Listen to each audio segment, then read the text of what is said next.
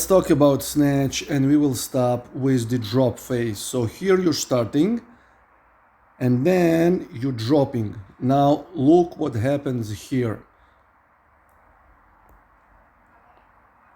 You see how far the bell is from your body, meaning that your body taking this torque from the bell, and something gotta hold it, which will be your spine.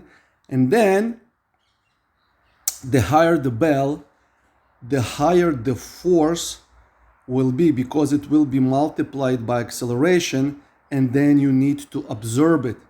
So basically it's like standing in front of a train, and what works with 16 won't cut with 20, not to say 24 or higher reps. Now, if you aim to do like CrossFit style training, where it's 5 reps here, 5 reps there, basically technical analysis and the snatch technique are kind of irrelevant. Okay, you can like get managed with almost everything. All right, if you're big, strong enough. If you want to do it for reps, and especially if you're somewhere thinking of, my apologies, aiming for half marathon, everything must be precise and perfect. Otherwise, okay, you're done before you even begun. So this is the drop phase. Next, we're moving, okay, here. So this is the bell. At this phase, what you need to do is you need, okay, to wait until the arm with the bell connects, and then you are bending with the knees and absorbing the weight by you leaning forward, and your arm with the bell go backward. Now what happens in your case is that you see your legs already gave in.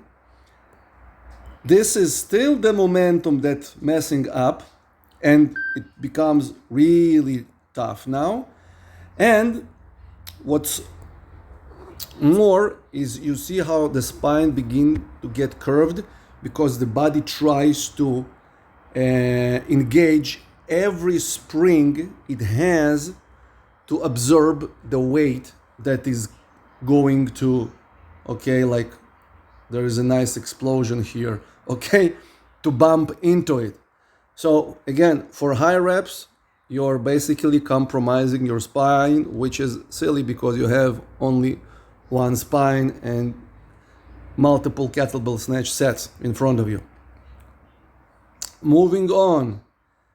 Okay, so here you got your bang, and this is your following the bell, which is good, okay? Now this is good, and at this point, actually it's fine, because you see the kettlebell is an extension of your arm. The most common mistake is you're not bending forward, and then kettlebell flicks your butt. Okay, and by flicking your butt, it's not about the butt flicking.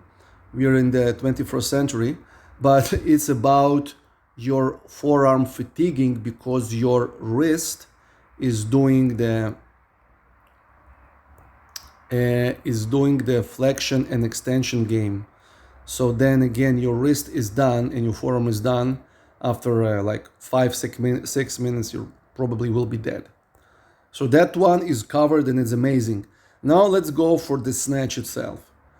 So from here on, yeah, you're kind of deadlifting, you're engaging, and boom. Now this is the first step. You see your legs now have enough strength. So basically this is a spring that has a potential in it, okay? It has power. But because the bell is already off the body, so basically there is nothing to push. So this energy is basically like you bleeding force. And then what you need to do, watch your body, you see how you torque. So now to take the bell up, you are pivoting from your spine, and you need to kind of jerk everything up. Okay, and what you need to do in a perfect world, you want to be straight here, locked, locked, locked, and kettlebell here is still connected. And when you triple extend, 1, 2, and 3, when you triple extend, then the force is boom, shooting the bell forward. And then you're doing your high pull that you do right now. Okay, so you're basically like pivoting on the opposite leg and you're bringing the bell closer to you, to the hand insertion. In your case, we're talking about bell is high, you extended, you used your back. Now from here, look where you inserting your arm. It happens here, like almost above your head. Now, again, in a perfect setup, your hand insertion must happen somewhere here between the nose and the chin. Now, what's the trade-off of inserting high? Is this one. You see how your arm is going like the rep mobile? It goes back and forth, back and forth, back and forth.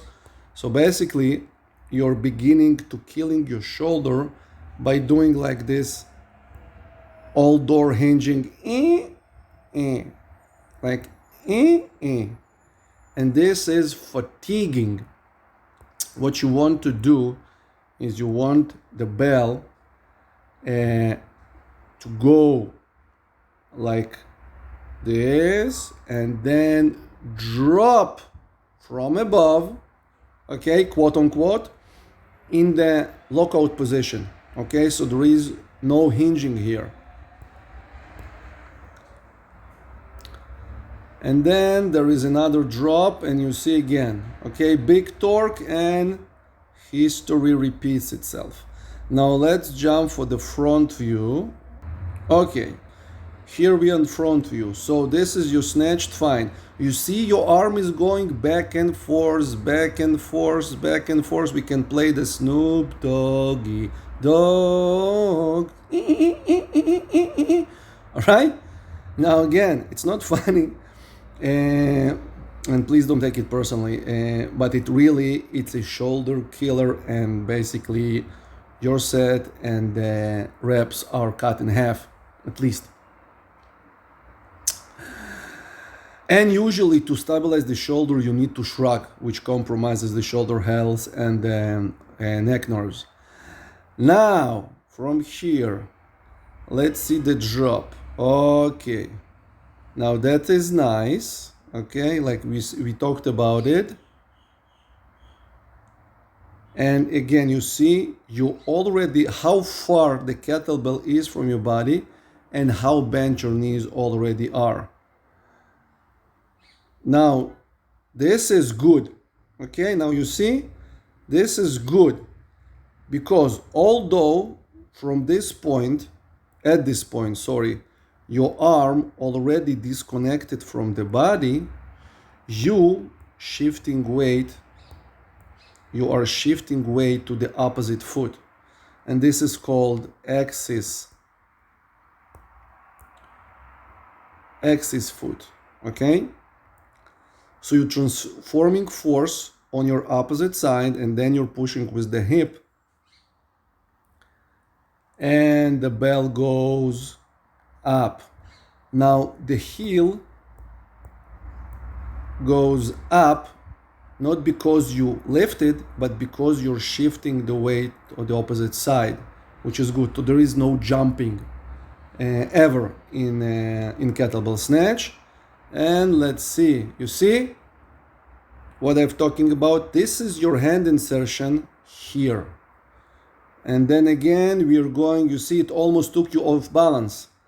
You go back. See here, you go back and come again. All right, so these are the technicals.